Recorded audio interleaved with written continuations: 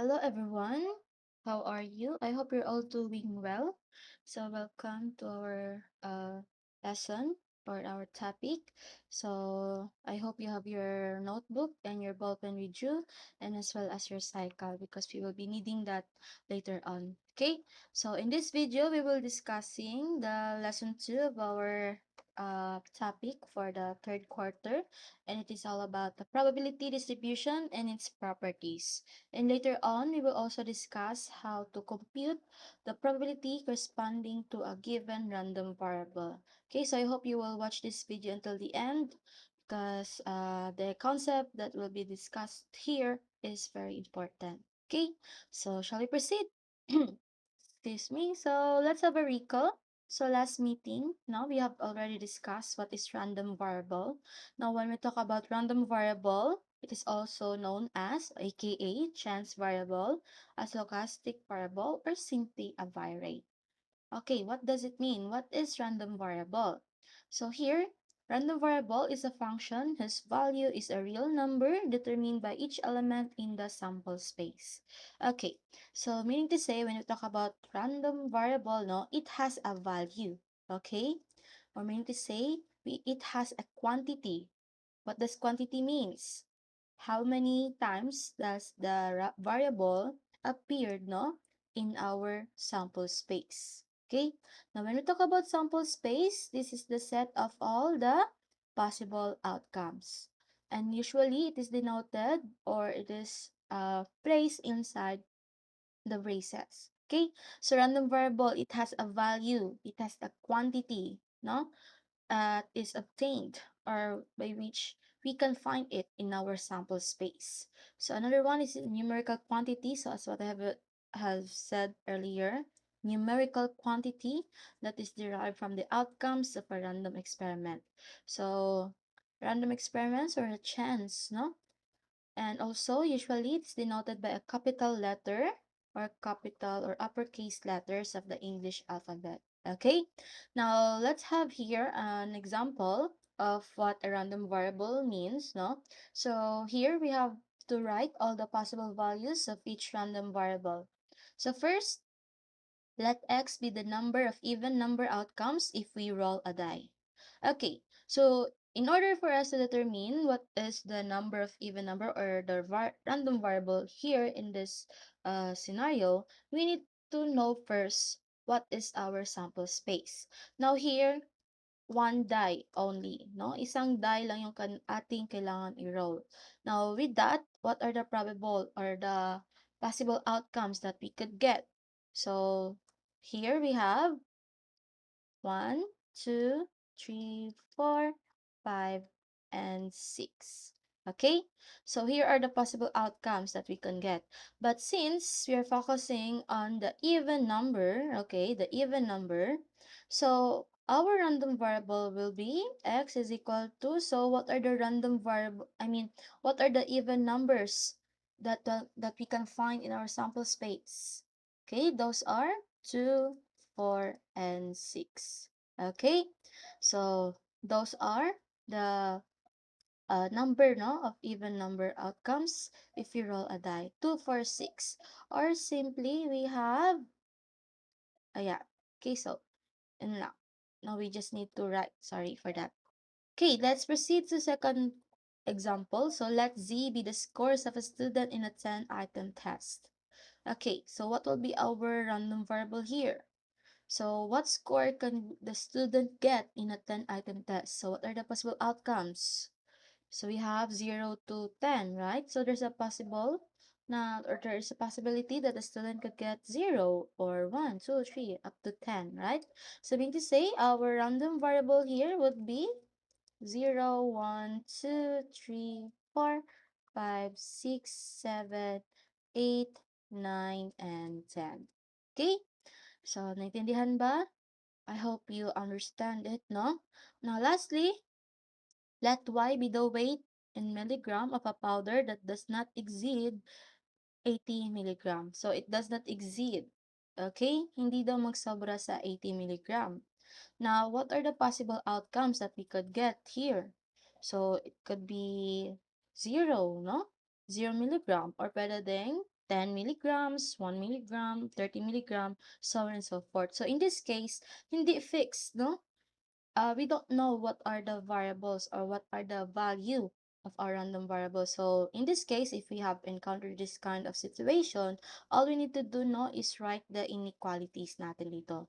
So since we let y be the weight in milligram, no, that is our random variable, and it does not exceed dapat 80 milligram. So to write the random variable, in this case, we could get y is greater than or equal to 0, but less than or equal to 80 milligram. Okay, sorry, I forgot to write milligrams here.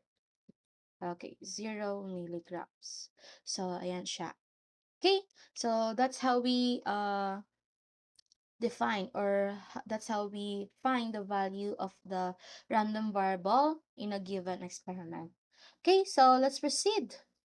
Now, this time, let's discuss the discrete probability distribution. So, last meeting, we already discussed the probability distribution of a random variable, right?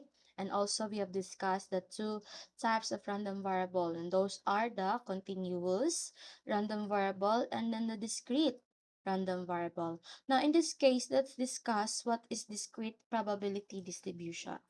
Okay, so when we talk about discrete probability distribution, take note it is a table, graph, or formula listing all possible values that a discrete random variable can take on along with the associated probabilities. Okay, so meaning to say, this is the list of all the possible values, no?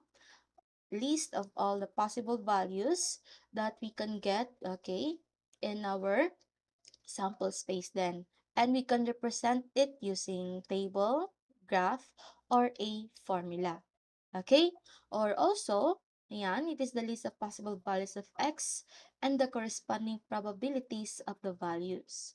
So, need to say we have the random variable or the value of our random variable and its corresponding probabilities. Ano daw yung probability if this random variable occur, no? Or if this random variable has this value, now what is its probability? Okay? And it specifies the probability associated with each possible value of the random variable. And the distribution, okay, like the table, is generally known as the probability mass function. Yung distribution niya mismo. For example, this one, no, this table here. We have a random variable x and it has a value of 0, 1, 2, and 3. And also, here, we have its associated probabilities. So, if we encounter this one, no, this is the probability of our random variable x. So, if we have 0 down, no, the probability of our random variable x is 1/8 or 0.125. So, if we have also a random variable, the value na 2, our probability of a random variable x will be 3/8 or 0.375. Okay? So, yan siya. This is an example of a discrete probability distribution. Or, pwede ding graph, no? Like what in this definition says. So, ano ba ang example ng graph? Ito, the histogram. Okay? So, histogram, we can discuss it later on, no? In the future natin na discussion pa. Okay? So, yan siya. Discrete probability distribution. It's the list of all the possible values of x na kung saan associated siya along with its probabilities. Like this table that we have here. Okay? So, I hope that's clear and then nasundan. Now, let's proceed to the properties of a discrete probability distribution. Okay, so there are two properties of a discrete probability distribution. So here, let P of x be the probability of a random variable x. So property number one, okay, so how can we read this or paano natin ito siya basahin? Okay, so pagbasa natin dito, no, unahin natin yung nasa gitna. Okay, so here, property number 1 tells us that the probability of a random variable x that is equal to x. So this is any value, no? Any value from the distribution natin. Okay? So the probability of a random variable x that is equal to x is greater than or equal to 0, but less than or equal to 1. Meaning to say, the value, okay, our probability should be between 0 and 1 only. Okay? Okay, for example, we have here a number line. This is our 0 and this is our 1. Dapat, the value that we have for our probability is within this range. Dapat makikita lang natin dyan between 0 and 1. Okay? Kung maglagpas na ta dere or lalagpas na tayo dito sa 1, hindi na siya ma-consider as a discrete probability distribution. Ganon din kapag maglagpas tayo dito, no? For example, we have negative 0.1. Okay? Hindi na din siya ma-consider as a discrete probability distribution. Okay? Naintindihan ba? So I hope that's clear, no? So property number 1, dapat the value of the probability of our random variable x equal to x is greater than or equal to 0 but less than or equal to 1. Now property number 2 naman, ibig sabihin nito, so this is a Greek letter called sigma, okay? Or it talks about the summation. Okay? So, ano ibig sabihin ng summation? So, ibig sabihin nito, if we add, no? If we add all the values from our distribution, itong probability natin, dapat equal to 1 siya. Okay? So, kapag meron tayong table, yung distribution natin, tapos i-add natin lahat ng probability, dapat equal to 1 siya. Okay? So, ayan siya. Now, let me check muna. Okay, so ayan. Okay? So those are the two properties of our discrete probability distribution. Now let's have example, no? Now let's determine if the distribution below is a discrete probability distribution. So here we have our first table. This is the distribution. We have a random variable x, which has a value of 1, 5, 7, 8, 9. And it has also an associated, or it has a long associated with its probabilities. Now, let's check if it is a valid discrete probability distribution. How? First, dapat sa property number 1, okay, property number 1, dapat check siya dyan. And ganun din sa property number 2. Okay, dapat check siya. Now, double check natin sa property number 1. Ano nga ibig sabihin, ano nga yung property number 1? Dapat yung probability, yung value na probability natin is between 0 and 1. Now, itong 1/3, 1/3, 1/3, 1/3 na ito, is this within the range of 0 and 1? Nasa gitna ba lang ba siya ng 0 and 1? Okay, so if we convert si 1/3 no in decimal, that is equivalent to, okay, sorry. So this is equivalent to 0.33. Ito silang lahat. So sa property number 1, check siya, no? We can consider this as a discrete probability distribution. Pero sa property number 2, ano ba yung property number 2? Property number 2 tells us that if we add all the probabilities, dapat equal to 1 siya. Now, anong summation ng ating probability na nandito? Okay, so kapag i-add natin si 1/3, no? 1/3 plus 1/3 plus 1/3 plus 1/3 plus 1/3.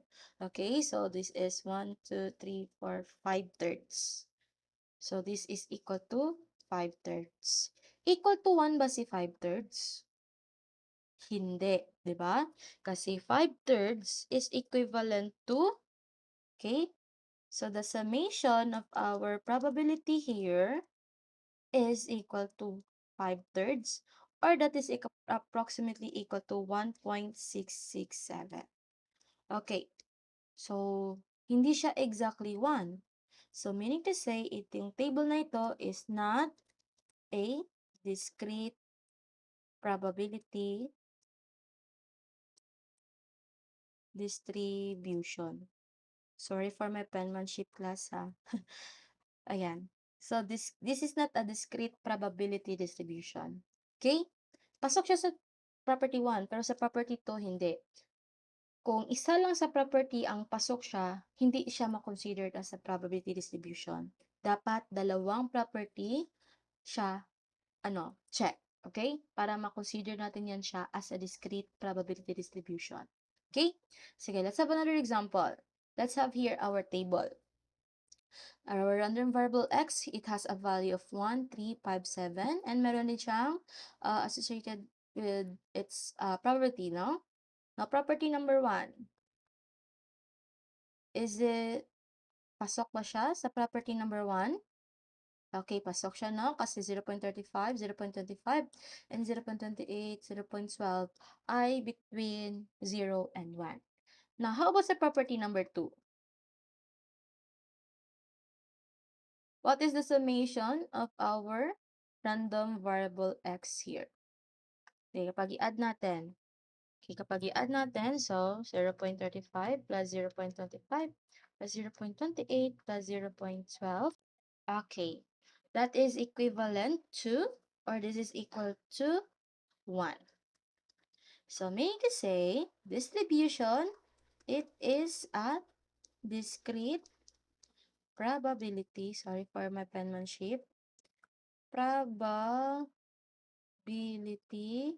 distribution. Okay? So, yan siya. It is a discrete probability distribution. Naintindihan ba? Nakuha ba? So, I hope klaro siya, no? So, para ma-consider natin na discrete probability distribution siya, dapat sa dalawang property ng discrete probability distribution, check siya or pasok siya. Okay? So, yan siya. Now, let's proceed. So, yan. Let's try. Determine whether the distribution is a discrete probability distribution. Number 1.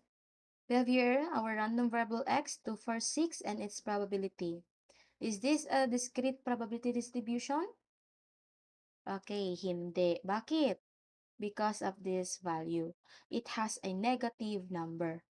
So, negative, that is, lagpas na ng 0, no? Yung sa left side na yan siya ng 0 natin. So, meaning to say, this is not a probability. Okay, sorry. This is not a discrete probability distribution. Okay? So, again, number 2. Okay, so let's observe the probabilities.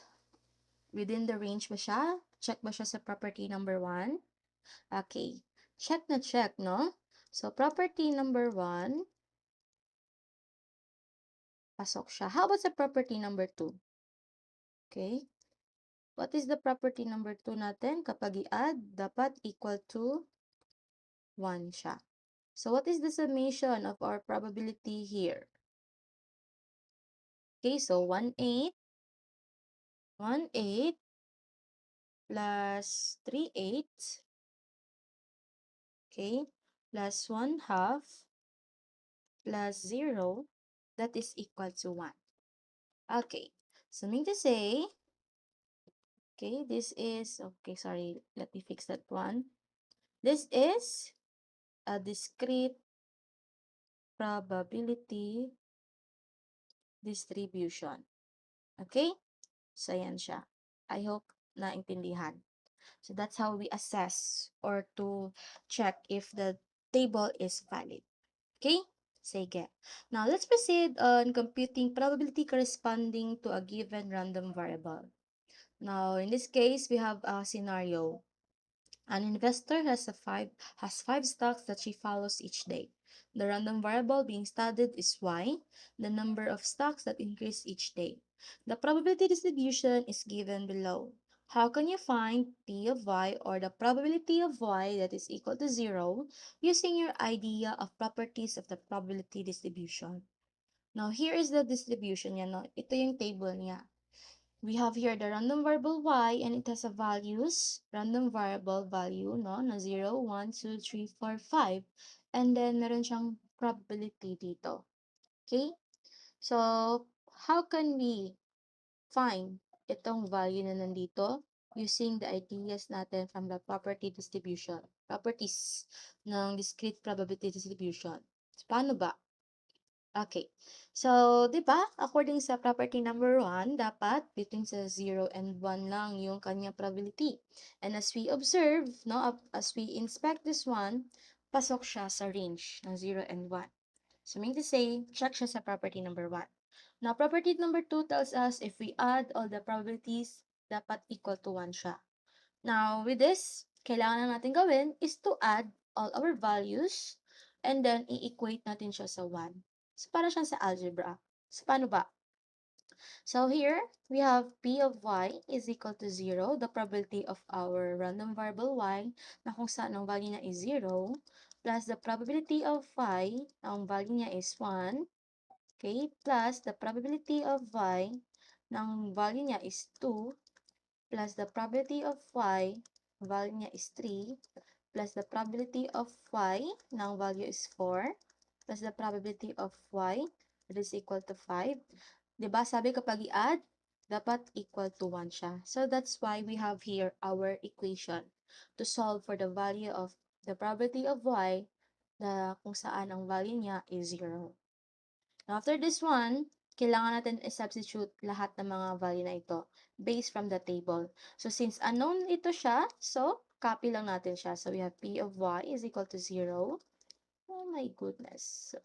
Ayan. Now, based from the table, anong value ni the probability of y raised to, the probability of random variable y na kung saan ang value niya is 1, sabi dito, that is 0.27. So, here, 0.27. Ganon din no, sa 2, which is 0.34. Plus kay 3, we have 0.11. Kay 4 naman, 0.07. And then kay 5, 0.02 is equal to 1. Okay? Na kapag i-add natin itong lahat, so we have 0.27 plus 0.34 plus 0.11 plus 0.07 plus 0.02, we get 0.81. So, here we have the property of y with each value na 0 plus 0.81 is equal to 1. Now, using algebra, no, concept natin na naintindihan natin sa algebra, so, kailangan natin ito siyang i-isolate. So, meaning to say, ito siya, dapat ilipat natin sa kabila. Or, magiging ganito ang ating equation. The probability of y, random variable y, equal to 0 is equal to 1 minus 0.81. Or, with this, if we evaluate this, we get what? Okay, the value ngayon, no, of the probability of random variable y equal to 0 is 0.19. So, ito na yung sagot natin sa ating problem. Okay? So, yan siya. Klaro? I hope that's clear. Now, let's proceed. Ayan nun, dito yung summary natin. Now, let's have another example now. A random variable x has the following probability distribution. Yan. Find the probability of a random variable x equals to. Okay. So, how can we do this? Kailangan i-add lahat yung ating mga probabilities na nandito, no? So, we have here, the probability of x is equal to 0, plus the probability of x is equal to 1, plus the probability of x is equal to 2, plus the probability of x is equal to 3, plus the probability of x is equal to 4. Dapat equal to 1 yan siya. Now, according sa table, the value of the probability of x equal to 0 is 0.06. Kay 1 naman, 0.23. And we don't know sa random variable na kung value niya is 2. And then kapag 3, we have 0.35. And then kapag 4, 0.05. Okay, sorry for that. It is equal to 1. Now, meaning to say, if we have the variable, no, x is equal to 2, we have 1 minus, sige, diretso na lang natin, no? So, 0.06 plus 0.23 plus 0.35 plus 0.05, we get 0.69. Okay, this is 0.69. Or meaning to say, the value of the probability of random variable x is equal to is 0. Okay, that is 0.31. Okay, naintindihan ba? I hope you are following, no? Or nakaka-follow kayo sa ating discussion. Okay? So, yan siya. Kapag ito naman, okay, ma'am, ano ibig sabihin yan? Bakit meron tayong inequality sign? So, what does it mean? Anong pagbasa natin ito? Okay, pagbasa natin dito is the probability of the random variable x that is greater than or equal to 3. Greater than, meaning to say, mas malaki daw compared kay 3. So, greater than or equal to. So, equal din daw siya kay 3. So, meaning to say, no, to find the value nito is we just need to focus dito. Kasi, yung x natin is equal to 3. Ayan.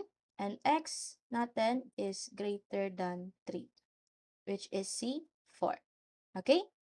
So, here we have the probability of our random variable x is equal to 3 plus the probability of random variable x is equal to 4. Take note, basta meron tayong ganitong inequality sign, included kung ano man yung value na nandito. Kasi meron tayong sign na equal. Okay? Sige. Now, with that, substitute natin yung value na meron tayo dito, which is 0.35. Tapos CP, yung 4 naman, that is 0.05. So, meaning to say, the probability natin dito is 0.40. Or, ayan, 0.40. Okay? Is that clear? Okay, sige. Let's proceed sa letter C. Now, this time, we need to find the probability of a random variable x that is less than 2. Less than 2. Mas mababa daw sa 2. So, ano yung mga values na mababa sa 2? Which, ito sila. Okay? These are the values that is less than 2. Shall we include 2? Hindi, no? Kasi, ito yung symbol natin. Less than lang. So, hindi natin dapat i-include si 2. So, ano yun siya? Ano yun sila? So, we have here the probability of x is equal to 0 plus the probability of x is equal to 1. And according sa table, ang value nito is 0.06. While kay 1 naman, ang value natin dyan is 0.23. Or, ang value nito, no, yung probability of x that is less than 2 is we have 0.29. Okay? So, yan siya. That's our answer. Now, lastly, find the probability of x. Okay? Meron tayong dalawang consideration dito. X is greater than or equal to 1 and x is less than or equal to 3. So, meaning to say, between 1 and 3 siya. Nasa gitna ng 1 and 3. So, saan yan siya makikita? So, ito sila, no? This is, x is greater than 1. Kasi, di ba si 2, mas malaki kay 1. And then, i-include ba natin si 2? Yes, kasi, or si 1? Yes. Kasi meron tayong equal sign dito. And si, ano din, no? Si 3. Kailangan natin siyang isali. Okay? Ano to dito? Kalimutan ko yung symbol na nandito. Sorry, erase ko na lang yan. Okay, so here, x is greater than or equal to 1, but less than or equal to 3. So we have here, the probability of x is equal to 1, plus the probability, okay, let me erase that one, x is equal to 2, plus the probability of x is equal to 3. Now, what is p of x is equal to 1? That is 0.23. Pag equal to 2 naman, kanina na-solve natin yan, which is 0.31. Kapag x is equal to 3, that is 0.35. So, mean to say, the value ngayon is, so, okay, 0.23 plus 0.31 plus 0.35. Okay, so the answer here is 0.89. Okay, so our answer here is 0.89. Okay, so yan siya, no? That's how we compute our random variable corresponding to the given na table natin. Okay, So, yan siya. I hope that's clear, or I hope that you can follow our lesson. Okay? Sige, last na lang, no? Para hindi na masyadong mahaba itong ating discussion. Now, how about this one? The probabilities that a customer buys 5, 6, 7, 8, and 9 items in a convenience store has the following probability distribution. Okay? So, we have here our task, which is to know, no, what is the probability that a customer will buy at least 6 items. At least. So, what does at least mean? Ano ibig sabihin niyan? So, it means na yung x natin is greater than or equal to 6.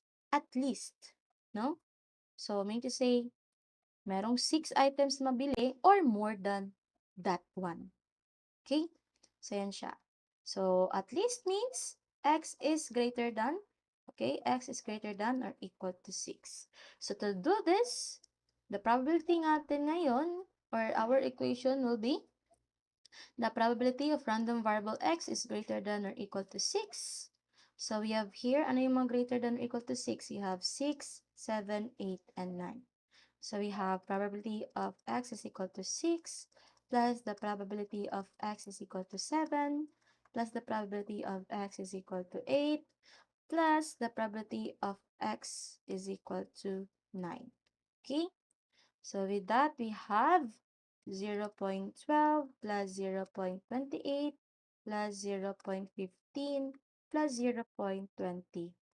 Kapag i-add natin to siya using our calculator, we get, okay, 0.12 plus 0.28 plus 0.15 plus 0.20. Okay, this is equal to 0.75. Okay, so 0.75. So the probability that a customer will buy at least 6, no, 6 pataas na items is 0.75. Okay, tama? Okay, last question. What is the probability that a customer will buy at most 7 items? Now, ano naman ang ibig sabihin ng at most? What is at most? So, at most, kung at least, no? Kahit pa paano, 6 or more than 6. Pag at most, no? At least hanggang 7 items lang daw yung mabili niya. Or mean to say, this is x is less than or equal to 7. No? Hanggang 7 items lang. So, ayan siya.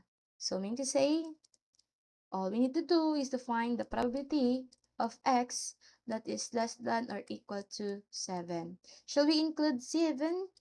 Yes, because of the inequality sign natin, numeric equal. So, we have here, ano ba yung mga mas mababa kay 7? So, ayan sila, no? So, I have here the probability of x is equal to 5 plus the probability of x is equal to 6 plus the probability of x is equal to 7. Now, based from the table, the value of this one is 0.25 plus 0.12 plus 0.28. Or this is equal to, okay, let me add this one, 0.25 plus 0.12 plus 0.28. And that is equal to 0.65. Okay, 0.65. So, meaning kasi kapag 5, 6, 7 items lang daw, no, yung bibilihin ng customer, ang probability nun is 0.65. Okay? So, yan siya. Okay, so that's it, everyone. As for your practice. For your practice, no? I want you to try this one. Now, Signal is the second best biggest cable provider in the Philippines with 11.0 million subscribers. The management assessed a probability distribution for X, the number of new subscribers they will obtain over the next year. So, see the given table and answer the following questions. So, ayan siya. So, para meron kayong mapag-practicean, so, try nyo to siya. Okay? So, ayan siya. So, okay, I think that's it, no? So to wrap up, we have discussed what is discrete probability distribution and how to compute, no, or to validate. I mean, how to compute or to check if the distribution is a discrete or not using itong probabilities of a discrete probability distribution. properties I mean, no? And also we are able to compute, ayan, the probability corresponding to a given random variable using a table or given a table or given a scenario. Okay? So yan siya. That's it everyone. Thank you for listening. Have a good day and have a great time. Bye-bye.